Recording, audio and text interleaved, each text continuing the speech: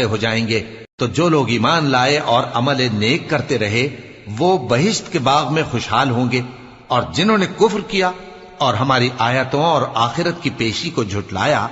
وہ عذاب میں گرفتار کر کے لائے جائیں گے۔ تو جس وقت شام ہو اور جس وقت صبح ہو اللہ کی تسبیح کرو، یعنی نماز پڑھو، اور آسمانوں اور زمین میں اسی کی تعریف ہے، اور تیسرے پہر بھی اور جب دوپہر ہو اس وقت بھی نماز پڑھا کرو۔ وہی زندہ کو مردے سے نکالتا ہے اور وہی مردے کو زندہ سے نکالتا ہے، اور وہی زمین کو اس کے مرنے کے بعد زندہ کرتا ہے، اور اسی طرح تم دوبارہ زمین میں سے نکالے جاؤ گے۔ اور اسی کی نشانیوں میں سے ہے کہ اس نے تمہیں مٹی سے پیدا کیا،